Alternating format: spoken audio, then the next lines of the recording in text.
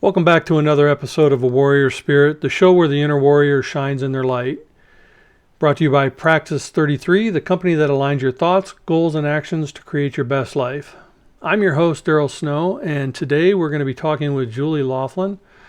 Julie is a publisher of the book Surrender to Rise, which is an anthology book of inspiring stories of women across the U.S., and she's also an inspirational, motivational speaker, and she wants to focus on more love and kindness in the world through sharing stories of overcoming. Julie, thank you for joining us. Thank you, Daryl, so much for having me. I'm excited that we were able to connect. This is great. Well, I appreciate you doing this. Yeah, that's quite an impressive bio. One thing that I didn't mention, you also co-founded a financial planning capital. It's called Breathe Capital Planning and Consulting, correct? Yes. We actually have two companies under the main LLC. Breathe Capital Planning is designed for financial advising, and it's a fiduciary practice, so we work under a best interest standard. Oh, And then Breathe Capital Consulting is a business consulting company. okay. And as a motivational speaker myself and someone who's, this show is all about inspirational stories. So, what got you from financial planning to inspirational speaking? Where did that all kind of go in? It's interesting. It's been 3 years ago now, Daryl. I can't believe it. It seems like time is going really, really fast. But about 3 years ago now, I was contacted by a group of people that were putting together an event in Niagara Falls, and they wanted to talk to me about my story. They had heard about my story from some other people, and they said, "We think that you would really enjoy this and you'd be great on stage." So they invited me to the event, and it was my first time talking about my personal journey and my transformation in my life from leaving big corporate to starting my own business and also leaving a 12-year divorce. And it was the very first time that I had really talked about my personal journey. I had often times been on stage for big corporations that I was working for, talking about either their product or a service that we were offering. But it was really, truly the very first time that I talked about what I would call my big pivot in life, where I decided that my career and my home life no longer meshed. It just wasn't working out for me. I was traveling a lot. I had just gotten divorced, and I had a 7-year-old son at the time. I'm trying to think back. I have to go in my timeline to think back of how many years ago this was. Quite a few years ago now, because my son is 19 and he'll be graduating soon, and he's a full grown man. But I have to go back in time to think about what was my life like then? What was I going through? What was I experiencing?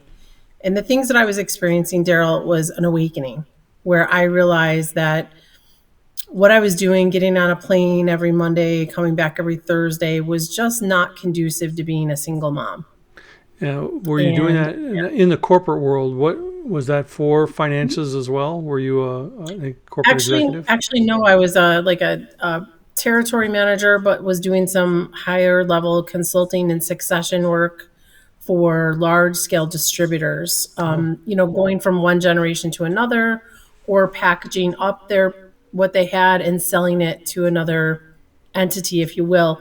We were very involved in it, and a lot of times I had a lot of resources at my disposal because I worked for can't really say the name, but I worked for one of the world's billionaires at the okay. time. And I was able to have a lot of things at my discretion where I could call a lawyer in New York and get advice. I could call the CPAs in New Jersey and say, "Hey, here's what we're thinking this client's thinking about doing. Can you help me structure this, help me work this out?"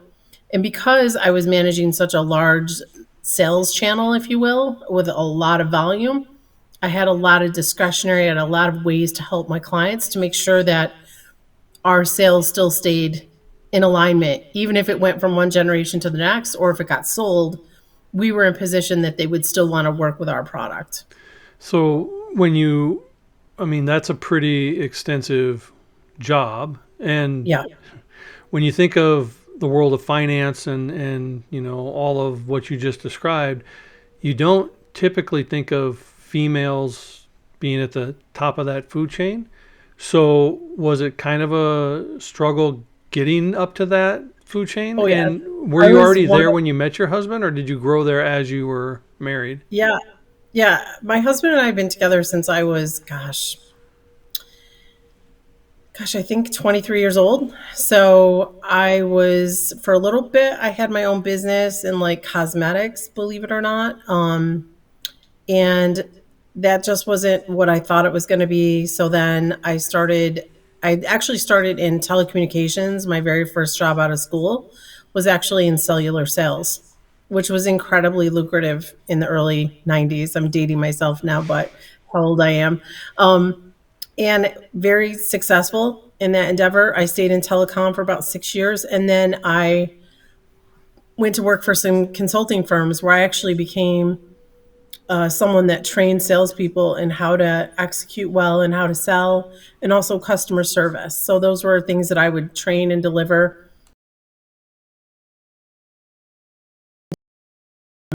corporations, big sales entities, and big customer service companies.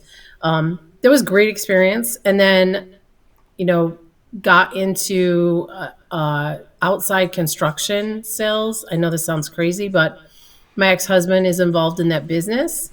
And I was at a crossroads in my life at this time, and I thought, well, maybe I could go into neurological device sales for neurosurgeons.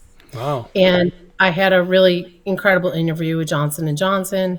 I was going to take the job, but I had to go to New Jersey for an entire year to train to be able to sell these devices to neurosurgeons. And my ex-husband just didn't like that idea. So he kind of went on a campaign to find me a position in kind of like an outside sales position in construction. I did very, very well. I was probably one of the only women in that category, and I was selling to um, most of New York and parts of New England in my first job. I was selling secondary heating appliances is where I started, and then I got into a different channel of just different items in regards to construction, residential and commercial. I was in distribution and I had a lot of experience then, went right into a manufacturing rep position, and then kind of ended up where I was working for very big company. So you And said, but you've said a lot of things that go to your toughness and your character. And first, yeah, New Yorker. Secondly, spending a year in New Jersey. Thirdly, being in three male-dominated yeah, industries and kicking ass in all of them. I yep. mean, that makes you a very powerful, internally strong woman. So, Yeah. if you were already this way, how did that bleed over into the marriage? Yeah. I mean, we came to a crossroads in our marriage where it just wasn't working out. We weren't seeing eye to eye. And I could clearly see the writing on the wall that we were going to butt heads for the rest of our lives. And I just told him I didn't think it was a good fit. I thought that we would be better off as friends. We had worked really hard to have our child. We'd gone through a lot. Honestly, Daryl, I had three miscarriages that were really heartbreaking. And finally, we were able to have our son, who's like the light of both of our lives. But he and I just philosophically weren't aligned anymore. The way that we operate and the way that we see the world is different from each other. So I came to him and I said, hey, listen, I'm not feeling like you're listening to me. I'm not feeling like I'm being valued in this relationship. And I'm going to let you know now that I'm not going to stay in it. And it was very hard because we had built a whole life together. Our very first home in our marriage was one that we built from the ground up Wow, at 25 years old. Yeah, so it wow, was very, very hard.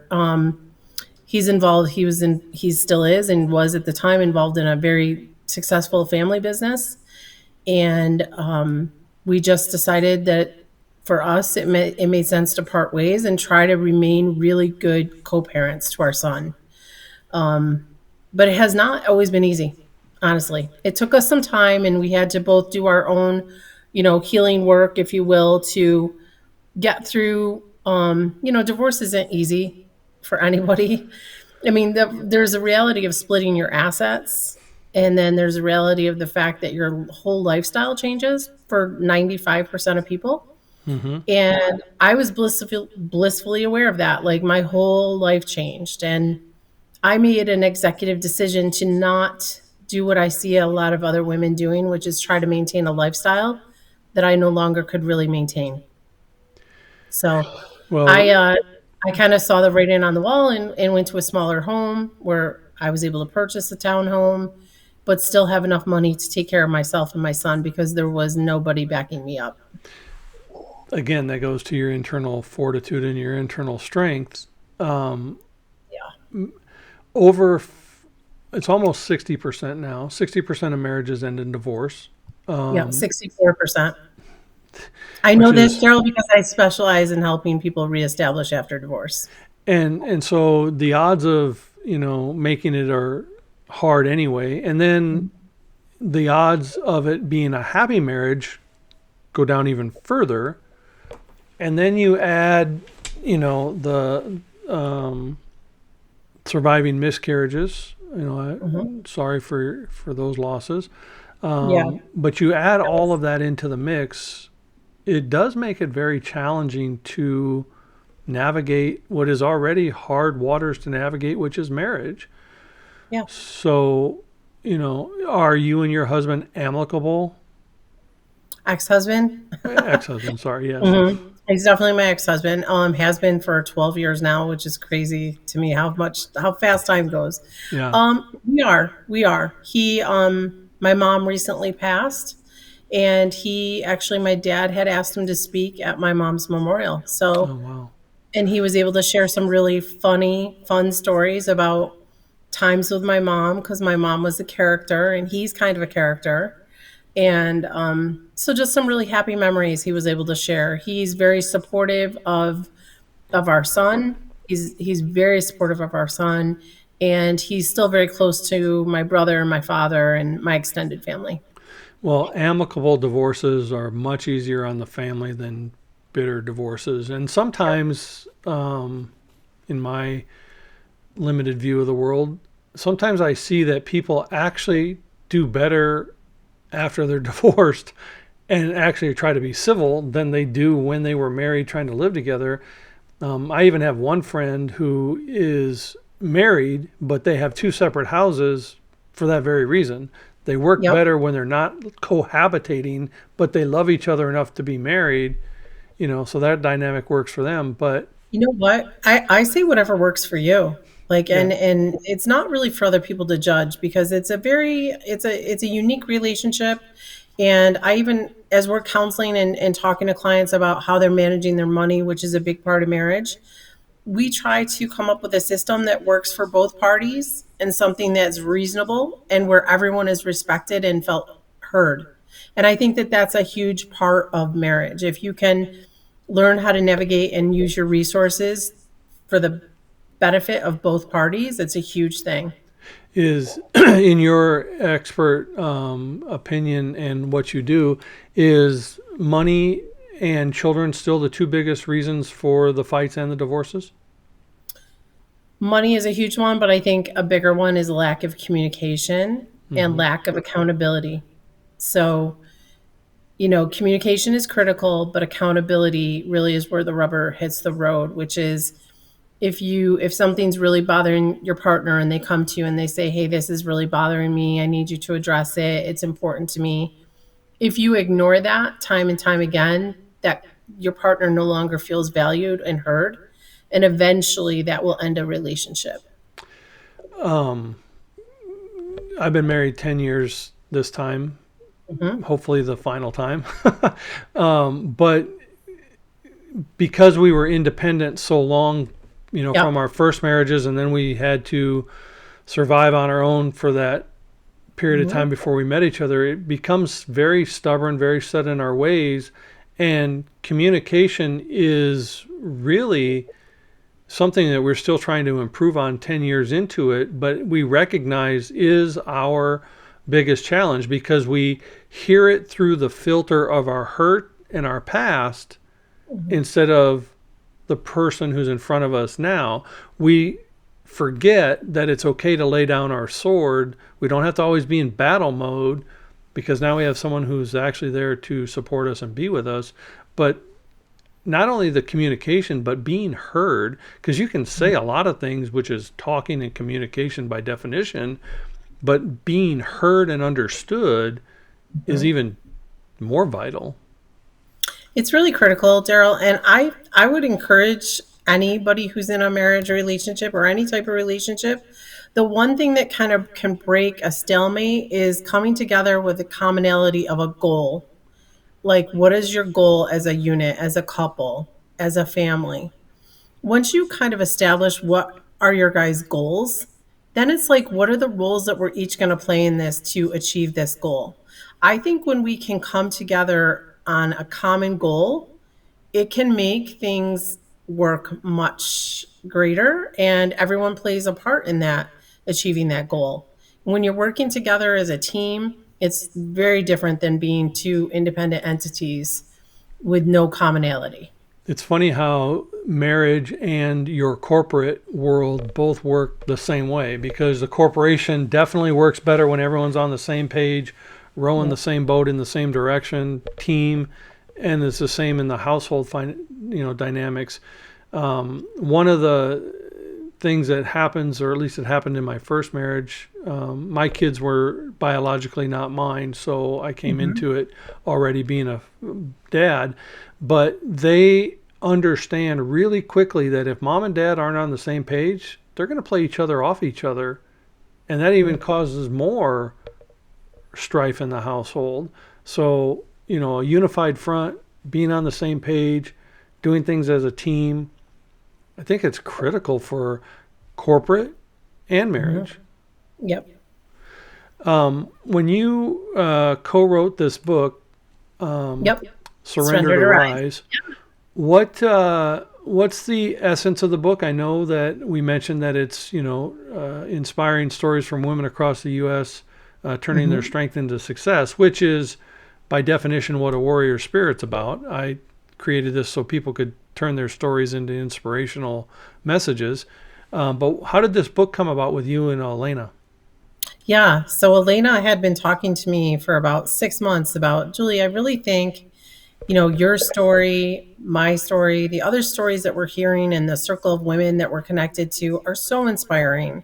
And wouldn't it be incredible to have a collection of these stories in one book where people could be inspired? And it's a cathartic thing to do, actually, to write about your journey and the fact that you have experienced a healing and that you are in a different place because of the work that you've done. And that's exactly what it was for me, and I think a lot of other people in this in the anthology book. There's myself and I believe 9 other women, and our stories of overcoming like incredible things.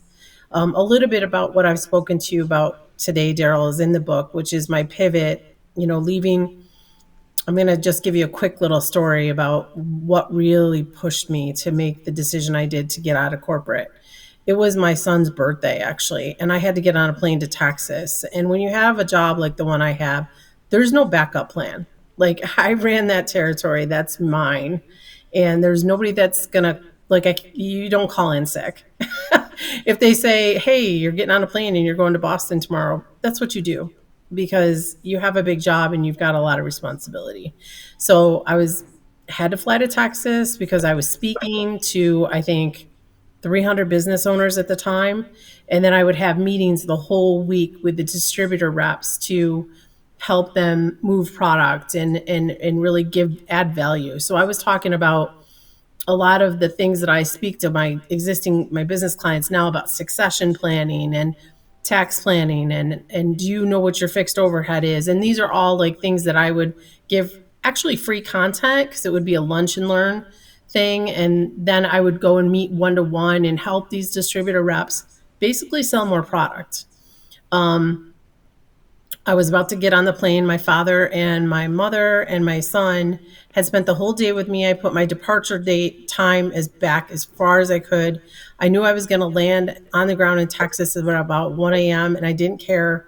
because I was trying to spend as much time as I could with my son because he was not happy that mommy was leaving on his birthday. Because I had always told him that his birthday was my favorite day of the year. And that's the truth. It is because my son is a dream. Like, I had a team of 10 doctors tell me probably would never have a child, and they couldn't tell me why. But I said, bet I will have a child. And I never gave up on this, even when I went through some of the darkest times a woman can go through when you lose a child. I just never gave up because I felt like God put that dream on my heart for a reason, and I was going to honor whatever that was, and I was going to see it through. So I was blessed enough to have this little guy. So me leaving him on his birthday was a very tough thing, and my parents both knew that. So they went to the airport with me after we had lunch and the toy store and all that. My dad gets out of the car. My son's crying. My dad's crying. My mom's crying. And I'm trying not to cry. I'm trying to be strong. I give Jared a hug and I say, Mommy will be back in literally 48 hours. And when I get back, we're going to have a great weekend. We'll go wherever you want. I've got a lot of fun stuff planned. He's like, but Mommy, I don't want you to go. It's our special day. And I said, honey, I'm sorry. I have to go, but I will be back. My dad's walking me to the terminal, handing me my, carry-on bag. And he just looks at me and he says, listen, don't take this the wrong way. Your mom and I really respect you. You navigated a complicated 3-year divorce. You never asked us for help. You've never skipped a beat. He's like, you managed it like a boss that you are. He goes, I know you're highly respected for what you do, and your skill is very valued. However, your career and your life, they don't match anymore. And I want you to think about this as you're traveling to Texas because you're talented and you could do anything. He goes, look at me. I was in big corporate until the age 50. I retired at 50 and started a consulting company. And from 50 to 60, made more money than I ever thought I would in my whole lifetime. He's like, you're smarter than me. You're more driven than me. I started laughing because I'm like, I know I'm not smarter than you, but thanks for the compliment. And he's like, but you're more driven and you have more energy than like 10 people half your age. So he's like, I think you should really consider starting your own business. He's like, you have so much knowledge now. All the things that you've done, you've been working with business owners for, oh my gosh, 15 plus years at that point, Daryl. He's like, you could do consulting. There's so much you could do, Julie. Like, it's unbelievable. He's like, you could focus. You could go back to law school because I have a pre-law degree. He's like, or you could get into financial because this is what you've been doing with these people all these years. And I thought about it the whole way to Texas, the whole way back. And I'm like, my father's right. So when God wants to get your attention, whatever you believe in spiritually, I believe in God, but when God wants to get your attention, he'll send people into your life to wake you up. My father is my biggest role model. He's the person that I've modeled who I am in the world is really after my mom and my dad. Um, do things with integrity, be honest with people, treat people well, work incredibly hard. These are all lessons that I learned as a young child. And I think the reason that I stepped into so many male dominated industries, I just wanted to answer that question, is because my mother and father told me that I could do anything and I believed them. And so, like, I was not intimidated by being with all men. And at one time, I was one of 50 members on a huge team, and I was the only female on the East Coast. Wow. And I was also number one. So, I mean, I'm like, okay, whatever. Sometimes I wasn't the most popular, or, sometimes it rubbed people the wrong way just by me being me. But I didn't care. I'm still going to be me. So, how did So your life change when you stepped off that plane? yeah, so I came back to Rochester and I knew I had to go to the grocery store before I got Jared because, I'm back for 4 days. He's going to be with me for 4 days. So I run to the grocery store. I happened to get lucky enough to run into my childhood best friend who I hadn't seen in 20 years. And we were like little kids jumping up in the aisles, hugging each other, just acting crazy. We got our kids together that weekend. They were playing soccer in the park and we were having coffee, talking. She looked amazing. She was a personal trainer. She had I don't even know, like 5% body fat. She's beautiful. She's a great mom. She's married to a great guy. Like, I'm so happy for her. But she stops, Daryl. She holds my hand and she looks me dead in the face and she said, I prayed to God that I would run into you. And my heart kind of dropped because I'm like, she's about to say something to me that's profound. And I said to her, I think that's the nicest thing anybody's ever said to me. Thank you so much. I am honored that you feel that way because I am so happy to be here with you. She said, no, Julie. She's like, I've got a problem. And I'm just like, oh no, what is it? Like, I was just so happy to see her so happy that I just was hoping that there was no problems. Right. But unfortunately she was sick, Daryl. And she said to me, she's like, Julie, I'm very sick and I'm at a crossroads right now. And you were always that person, even in high school, that our friend circle would go to ask for advice because you've got wise counsel. Like, you give very good advice. And she's like, I need your help and your support now than I ever have in my whole life because the type of cancer that I have is very aggressive. And my heart sank and I said, tell me more, tell me more. We talked for 2 hours about what she had been through to that point. And unfortunately, Daryl, she had fibroids, which are very common in women. And at the time, now this has been 9 years ago now. They would give you an option because she was a personal trainer. She didn't want a major surgery, so she didn't want to have a partial hysterectomy or a hysterectomy. But the problem with fibroids is that you can't test to see if they're cancerous without taking them out intact. The option that they gave her, unfortunately, was called a morcellation process where they actually cut up the fibroid while it's inside of you. Now, the bad part about that is because they can take it out laparoscopically, but the dangerous part about this is if there's cancer in there, it'll spread everywhere in your body in a matter of a year. And that's exactly what happened to my friend. I'm having the face that I have because my wife had 7 laparoscopies. I can't even pronounce the word, but she had 7 of them. She had 3 or 4 of them prior to me meeting her, and then the other 3 or 4 after I met her. And finally, they encouraged her to do a full hysterectomy, which Yep. in and of itself has been a nightmare. It Um, is. but so I totally understand Yep. and get what you're talking about. And you know, I said this the other day to I think it was on another interview. But when we're in the middle of our stuff, our crap, Mhm. you know, we're not sitting there going, "Hey, thank you for another chance to be strong, and thank you for another chance to lean into my faith." We're saying, "Help get me out of it." But if we look back at those moments, we can see the hand of God work through them. Yep. And you know, you said, and I know it was kind of tongue in cheek. I happened to run into. We both No, know it there was, was no happenstance. It was meant by the hand of it God was yeah, to there bring was that. no accident. There Yeah, was definitely no accident. I ran into Brenda by divine intervention for sure. yeah.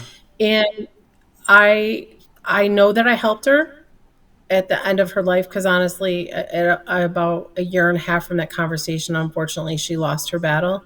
But I was with her for a big chunk of this. Like, I would go to, we have a very good cancer hospital in Buffalo called Roswell. I would Hmm. go there while she was getting treatments. I would just sit there with her. We would talk. But I'm telling you, the gift was to me.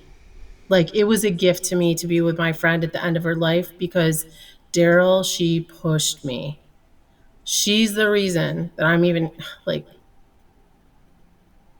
she's the reason I started my company. She's the reason I'm here with you. She's the reason that I've had enough flexibility in my schedule to be with my mom the last year of her life as much as I was before she passed. Had I not had the conversation with my father, because I'm hard headed, You're a New if you didn't Yorker. get that memo yet. Yeah. Like, Duh. I'm very strong person, like you said, but I'm also very determined. I'm very hard headed. Like, I'm very a little bit stubborn, I'll be honest. And I'm the type of person that God needed to send these two critical people into my life to wake me up. And was I was scared? 100% I was scared. I was making really good money. I had a company car, an expense account. I flew all over the world on somebody else's dime. Like I had stock options. Like I was living a really good life. And I jumped off a cliff because, my friend said to me, my friend that was sick, she said to me, listen, you don't know how many more years you have left. You're making a billionaire more of a billionaire. He does not need your efforts and you'll be replaced within seconds. And she was right. I knew she was right. As good as I was, they replaced me in a minute. She said, but you can make an impact on the lives of other people. And that's your divine calling. And you just need to be brave enough to step into it. And now I'm not saying it's going to be easy, Julie, because nothing that is worth it is easy sometimes. But is it going to be worth it? 100% it's going to be worth it. And I think you owe it to yourself to try. Hey, if it doesn't work, you can go back to big corporate. You have sought after skills. Mm-hmm. And she just pushed me so much to like get off the dime that I did. My my wife's father passed away from West Niles, and he spent 6 months in the hospital, and he had to be moved every 30 days because the insurance company wouldn't allow him to stay in one spot more than 30 days, and he was going to have a brain surgery, and she worked for a high volume tech company here in Phoenix. And so she'd been taking care of her father, and she was going to go for this brain surgery. And her boss said, it's end of month, right? You're coming back, right? And she's like, my dad is having brain surgery. Well, what time will the surgery be over? Like 2 a.m. Well, then I expect you here. And because she was the sole provider for her son and caring for her father and her mother, she had no other options but to come back in at 2 a.m. And when she lost the ability to work, when you're a mother and a caregiver and the only breadwinner, when you lose all of those at the same time, you lose your identity and you lose out who you are. And I had to remind her, even through your own illness and through getting all these other losses, it now gives you a chance to decide who is Elsa. Who are you outside of being these things? You can go and do and be whatever you want. And that took a long time for her to sink in and to, come to grips with. But what your father gave you and what your friend gave you was the realization that money isn't everything.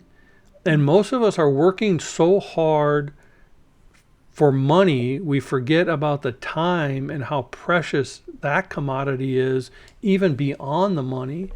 And, I was guilty of that for a long time. And why I started my own company and do the things I do now is for that exact reason, is I value time way more than I did when it should have been given to those I love.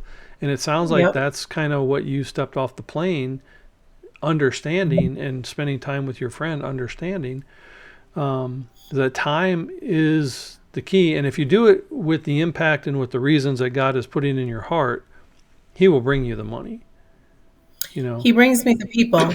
And that's why I don't ask for the money. I ask for the people I'm meant to help on their journey. True. And so as I do that, I'm just incredibly blessed. Like my business partner jokes with people. He's like, listen, I've been with her as a business partner for, gosh, it's going on 4 years, which I can't believe. I feel like time is speeding up. And he's like, not one time have I ever prospected for a client. I do all of it for us. And I'm out here, I'm doing things like this with you on this podcast. I'm out there doing networking. I'm talking to people. I'm part of associations here locally and then also nationally. And basically, I just put out there what we do, what we offer, how we can help. And I ask God to send me the people that I'm meant to help in this very profound way with their relationship with money and with an actual plan that's going to help them get where they want to go It's not based upon what my needs are. You're paying me a fee. You pay our company a fee, and we give you the best possible advice. We look at all the different scenarios, what you could do, and we vet these ideas out. And we say, if we were you, this is exactly what we would do. Hmm. Yeah. When I heard a preacher say once, and this stuck with me enough that anyone who's listened to my show has heard it before, but oftentimes people, say, "Oh, I'm praying, I'm praying, I'm praying. I want God to show me this. I want God to show me that, whatever." And I heard a pastor once say, and this is the profound thing that stuck with me: everyone's waiting on God, but what if God is waiting on you? Yep. So That you was get me. off that plane and you make that decision and you get off that, you jump and build your wings on the way down, and I'll be your safety net, but I'm waiting on you to jump to show you the security that you're going to have. And when Yep. you do it for the right reasons, and that's to have impact and serve others, and I don't care if you're digging ditches or flipping burgers or doing your job, if you Right. do it with a fiduciary responsibility where the client comes first. Yep. you know when I was in real estate for 7 years, and one of the main arguments I would have and conversations I would have with the opposing agent was Mm-hmm. about fiduciary responsibility, because I was a listing agent, and so when they would call and want to talk about my listing, instead of wanting to talk about the showing or the listing or the needs of their client, their first question is, why is my fee so low? And my Wow. first question was, why isn't your client's needs first? If you bring enough to the table, maybe we can discuss your fee, but let's talk about your client's needs first. And fiduciary responsibility in all walks of life is the most important, because we're here to serve others, we're here to do what's Mhm. right for others, and thereby we will get what's right for us. Zig Ziglar said it best: when you help enough people get what they want, they will help you get what you want. It It's should true. not be the other way around. It's true. And the biggest thing, and like you said, is just going to work. Like just showing up every day. Like, God could be waiting on you to step out in faith and to not, continue to play small and be scared and, think, well, what if it fails? Well, what if it doesn't? So, you know, you have to you have to almost proof test it. Like, why not? Why continue to wait? I wonder, and it's a curious question, as a person with a psychology degree, why do people always wonder what's going to go wrong instead of trying to figure out what's going to go right? Mhm. Because what we focus on is what comes about. I don't care. Well, what you project, the universe is going to give back to you, right? And this Yeah. is this is why I dig a little bit deeper into what I call money trauma and like a real dysfunctional relationship with money. Because oftentimes, Daryl, it's on a subconscious level. We don't know. We've been handed down things from prior generations, whether it was your parents, your grandparents, aunts and uncle, whoever raised you or whoever gave you advice on money in general. And sometimes those lessons and those things that they were trying to teach you, they're holding you back. And they may have had really good intention with it at the time that they gave you the advice, and also some of the advice is obsolete. So that's where I really get real with people. Our process involves not only a rock solid analytical plan that I can prove with the software that my partner and I pay for to have that does like advanced modeling, but also we marry that with mindset work. Like, what's your relationship with money? And also, what's your partner's relationship like with money? And are you guys at odds just from the way that you were raised? And 95% of us are at odds because we weren't raised in the same environment, because opposites attract. So let's be honest, in 9 out of 10 times. So, how do we bring these two schools of thought together in a unified way? And also, how do we let go of things that are holding us back so that we can move forward and have a new relationship with money? And we do have a rock solid process to help people with that. Money trauma is something I personally dealt with before I even knew the Mhm. term. And sometimes it's twofold. At least it was in my case, and you can tell me if this plays out in your clientele. But when I was younger, my dad raised 5 kids. He and my mom were blue collar people working Mhm. blue collar jobs, and I saw how he busted his ass to provide for us. And Mhm. somewhere in my brain, I said to myself, I don't want to dishonor my father by ever making more than he did. And Hmm. I can go back now in with hindsight, and I can see every time I would get to that pinnacle, I would self-sabotage or walk away, self-sabotage or walk away, self, because I made that verbal contract with myself, even though it's not what I meant. But I was young and I made that verbal contract, and I carried it through until I realized that's what I had done and was able to break it. The other part is people are always like, oh, you're scared of failure. No, more people are scared of success because who do I have to become? What do I have to do? What's expected to me now if I'm successful? Failing's Mhm. easy. We've done that all our lives. We know how to pick ourselves back up. But I don't know, what does success look like? That's the part that's the fear, right? Yeah. Do you It's find that to be, the fear of the unknown. yeah, Yep. do you find that to be true with your clients? I find I find about 50% of my clients have a scarcity mindset where they think there's a finite number of resources and they're constantly clawing for to just get ahead or just break even, and it's been imprinted on them from generation after generation, and they have a hard time letting it go. And the other half of my clients are just scared of their own potential. Like they know they could do it, but they don't know what it's going to be like once they get there. And then once they do amass the money, I do have, like, it's interesting, our practice, and my partner and I were just talking about this with a client recently. A lot of our clients are very, very successful. Like they've worked really incredibly hard and they've amassed a nice little nest egg or sometimes millions of dollars, honestly. Um, and we have to encourage them to spend it, believe it or not, because No, yeah. they have this like fear, like, especially when you get into what we call the distribution years, because you and I are still in our accumulation years. We're still building our business, we're building our nest egg.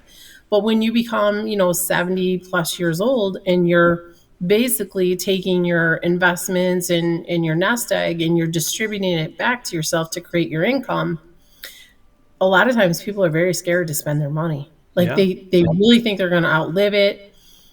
That's where our analytical software is mega powerful because I can actually show people, like, okay, I know everything about you because my process requires that I know everything about you to make recommendation. Mm-hmm. So I know how much you're spending on every category in your life. Like I know what your groceries are last year. We know everything. We know what all your expenses are. All your expenses were $60,000 last year, right? For the year for you and your family. Just giving you an example. Yeah. And you're 72 years old and you have $10 million.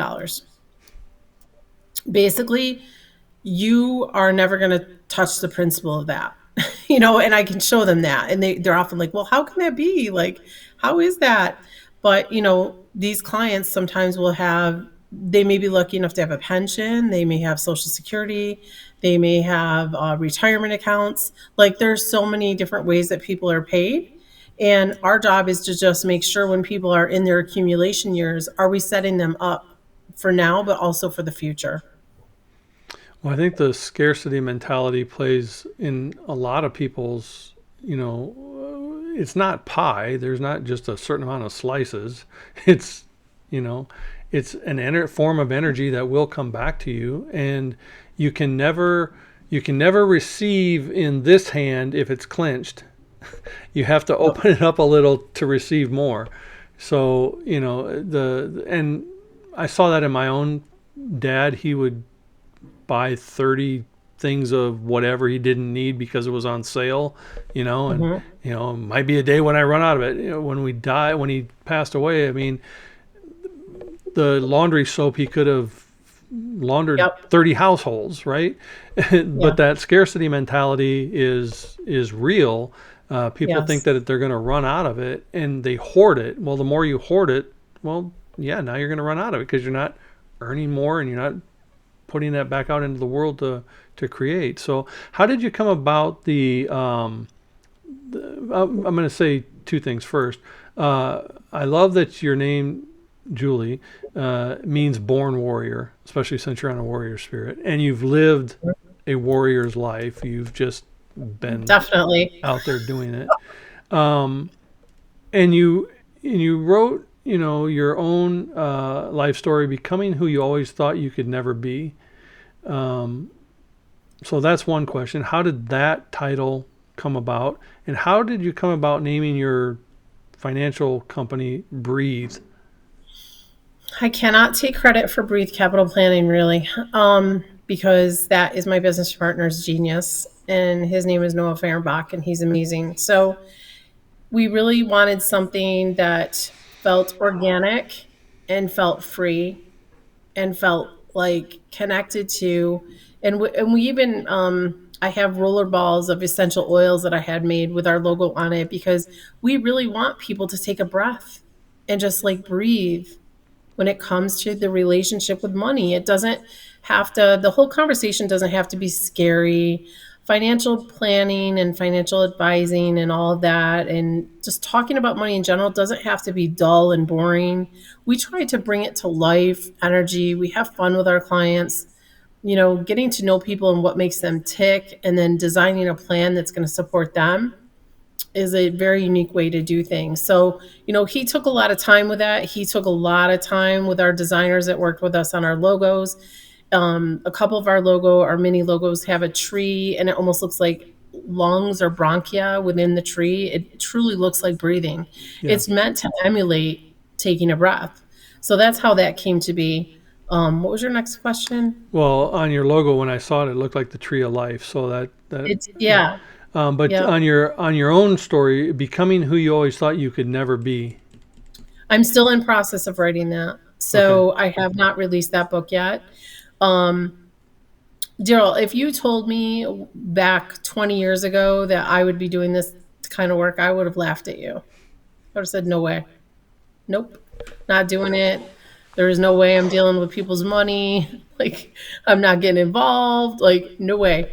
Um, and also just stepping into the role of leading my own family and then leading myself and now leading others and kind of being okay with that, kind of realizing that everything that I always needed has always been inside, and just really kind of stepping into believing in myself.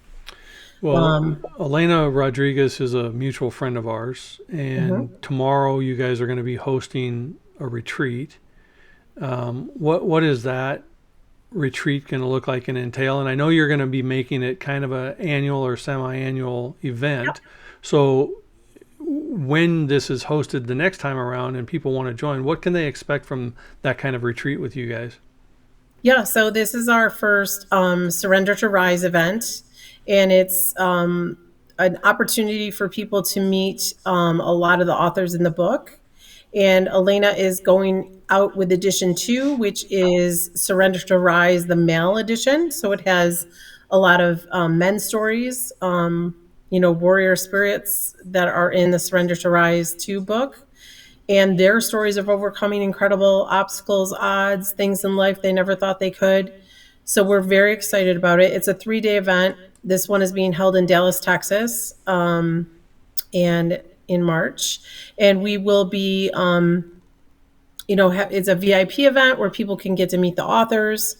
And then day 2 is a lot of people's stories on stage, people telling you about motivational stories of things that they've overcome, things that they've learned, things that they're doing now. Very inspiring. And the third day is focused on a workshop style where you'll be learning business skills, life skills. We have all kinds of incredible people that'll be there. We have incredible vendors that'll be there. Our company, Breathe Capital Planning, is a major sponsor. Besitos, which is Elena's brand, is also a major sponsor of the event. And we are just thrilled to come together to make this happen. Well, and this event will be tomorrow, March 6th, March 7th, and March 8th. And hopefully it's successful enough that it'll bring more of these events to the world. And I do appreciate that you guys have decided to also put out a 2.0 version that does include the male's Yep. story. Maybe 3.0 can be a couple's or a marriage story or, Wouldn't relationship that be stories. cool? Yeah. Or So, anybody in a relationship, like yeah. that would be really cool. Yeah, Yeah. that'd be a nice 3.0. So you can tell Elena I I said that. will. Uh, I will. but I admire the strength that you possess and the strength that you show from the miscarriages to the marriage to the male dominated society to even picking yourself back up and saying, you know what, I choose family over money, which then brought you more money. But but I admire all that you stand for and what you do. I admire that you help others from a fiduciary responsibility, that you inspire and you encourage and you do it with love. And as I mentioned before, I love that your name means born warrior. So I'm going to ask you the same final question that I ask all of my guests. What does a warrior spirit or having a warrior spirit mean to Julie?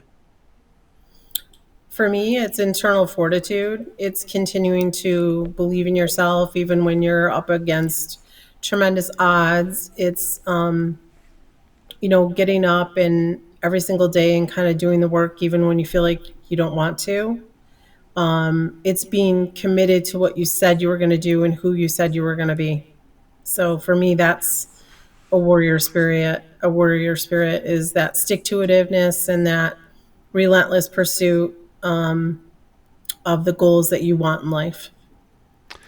Well, I appreciate that you took time out of your day to join me, and I just thank you from the bottom of my heart. I'm glad that you're in my sphere and in my circle, and it's just a pleasure to continue to get to know you and who you are. And, thank you for doing this today. Sure. Thank you, Daryl. This has been really fun and it's been great to be a part of Warrior Spirit. Thank you so much. Thank you. And if you'd like to connect with Julie, you can connect with her at her website, breathecapitalplanning.com, or on her LinkedIn and any of her socials. So I thank you again for joining us on this edition of A Warrior Spirit, and be sure to like or subscribe so you can catch all the episodes.